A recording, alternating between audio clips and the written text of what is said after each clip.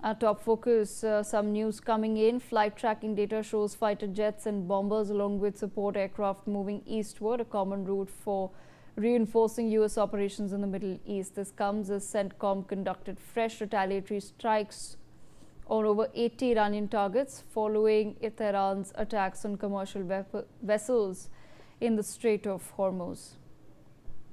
My colleague Yash Ahuja joins us live on the broadcast. Yash, take our viewers through the details.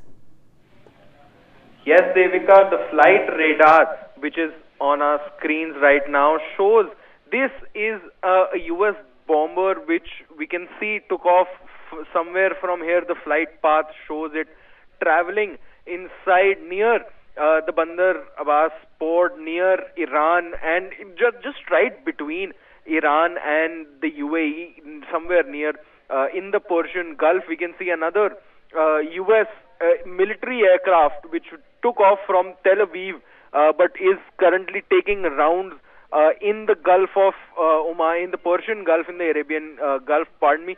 You can see these planes taking rounds inside the airspace near the Persian Gulf, which indicates that Trump's threats, which he said that they will bomb Iran tonight, pertains to be there. The threats have not been died down; they still are there. We see, U.S. military flights taking off and on just near Iran and the Persian Gulf.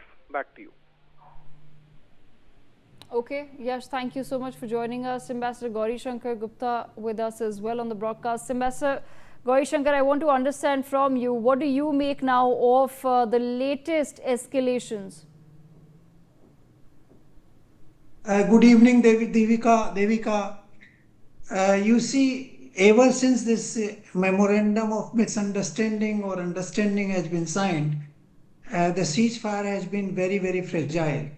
There have been violations from Iranian side and to some extent from Israeli side from the very beginning. But this time, I think President Trump from Turkey has clearly said that Iranians are scum. He has used the word scum.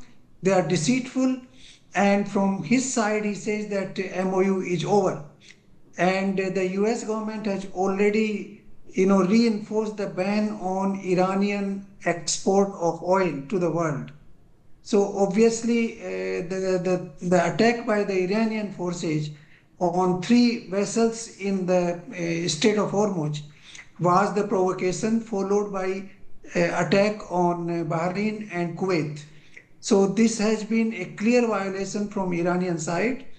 After the funeral of their, Ayatollah Khomeini, the former leader, I think Iran has reasserted itself. They want to reassert their authority on the Persian Gulf as well as on the Gulf states.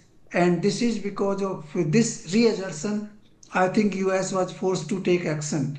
And to me, it appears that this fragile ceasefire will not last very long. The talks may begin again, but I don't see any, positive outcome because the two sides have very, wide differences on who will control the Strait of Hormuz and whether Iran should have nuclear weapons or not. Very clearly, Iran has indicated they don't want to forego their nuclear option. Similarly, they also want to manage the Persian Gulf. These are the 2 critical issues on which US will not agree, and that is why I think I do not see any agreement at all, even if the ceasefire is temporarily reinforced. But I feel that till the midterm election in US, the war may not escalate into a full-fledged war because the public in US does not want this war, and the price rise can affect Republican Party in the race. And therefore, I think the skirmishes will continue, blow hot and blow cold for a while, for the next 2-3 months. And if these skirmishes, are not settling the issue, then obviously by December you will see a full-fledged war again in the Gulf.